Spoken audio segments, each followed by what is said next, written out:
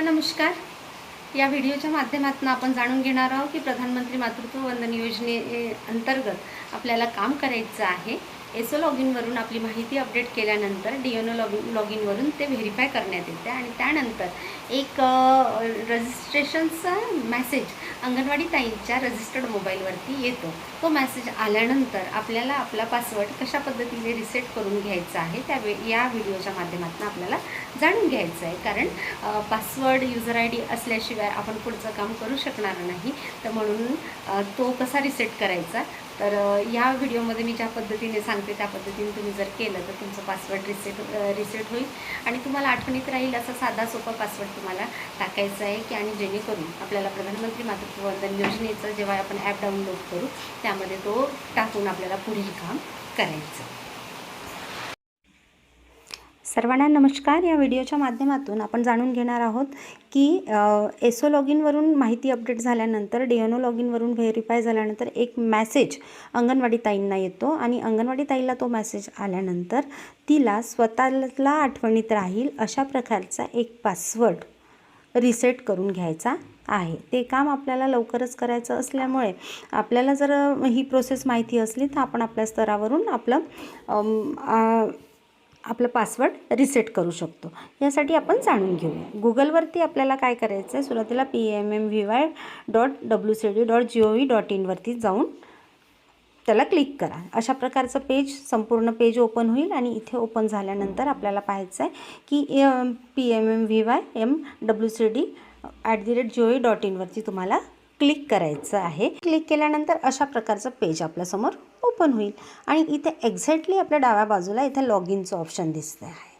त्या लॉगिनच्या ऑप्शनवरती तुम्हाला काय करायचं आहे, क्लिक करायचं आहे।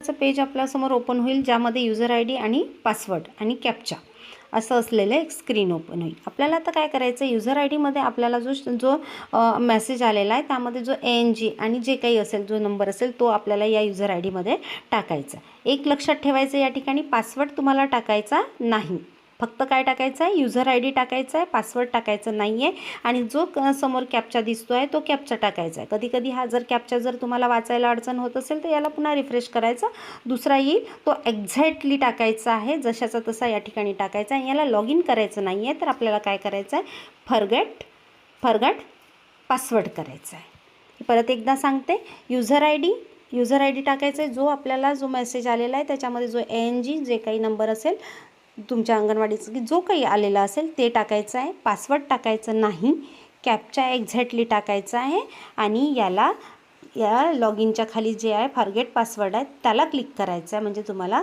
फॉरगेट पासवर्ड करायचं आहे।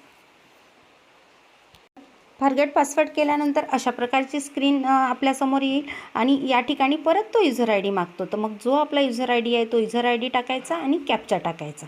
यूजर आय डी आणि कॅप्चा टाकून त्याला व्हेरीफाय करायचं। व्हेरीफाय केल्यानंतर आपल्या रजिस्टर्ड मोबाईल नंबरवरती OTP जाईल। यूजर आणि कॅप्चा व्हेरीफाय केल्यानंतर आपल्या रजिस्टर्ड मोबाईल नंबर असेल, अंगणवाडी ताईचा जो रजिस्टर्ड मोबाईल नंबर असेल त्या नंबरवरती OTP जाईल। आपण त्या अंगणवाडी ताईला सांगू शकतो की तुमच्या कुठल्या मोबाईल नंबरवरती OTP गेलेला आहे त्यावरती तुम्ही बघून लवकर सांगा किंवा त्यांना स्वतः पण करता येईल। आणि जो OTP त्यांना 6 अंकी OTP आहे तो 6 अंकी OTP आपल्याला या ठिकाणी टाकायचा आहे। कॅप्चा जो इथे शो होत आहे तो कॅप्चा जशाने तसाच टाकायचा आणि त्याला व्हॅलिडेट करायचं आहे। OTP टाकल्यानंतर आपल्याला अशी स्क्रीन समोर येईल, न्यू पासवर्ड आणि कन्फर्म पासवर्डची। मग आपल्याला काय करायचं आहे, आपल्याला जो न्यू पासवर्ड आपल्याला या ठिकाणी टाकायचा आहे जो आपल्याला आठवणीत राहील म्हणण्यापेक्षा जो साधा सोपा जर टाकला तर तो चांगला राहील किंवा तो तुमच्या सोयीने टाका आणि तोच जो इथे न्यू पासवर्ड टाकतात तोच आपल्याला इथे कन्फर्म करून त्याला अपडेट पासवर्ड करायचा आहे। अपडेट केल्यानंतर सक्सेसफुलचा मेसेज तुम्हाला येईल आणि हा पासवर्ड तुम्ही लिहून ठेवायचा आहे। बरेचदा आपल्याला काम करत असताना वेगवेगळे पासवर्ड यूजर आय डी वगैरे असतात, तर त्यामुळे लिहून ठेवायची सवय तुम्ही ठेवा आणि आपल्या ज्या ठिकाणून तुम्ही काम करणार आहे, ज्या मोबाईलवरून काम करणार आहे तर त्या ठिकाणी सुद्धा तो सेव्ह करा। आणि आपण पुढच्या व्हिडिओमध्ये बघणारच आहोत की आपल्याला कशा प्रकारे रजिस्ट्रेशन करायचं आहे। व्हिडिओ आवडल्यास लाईक, शेअर, कमेंट, सबस्क्राईब करायला विसरू नका। थँक्यू।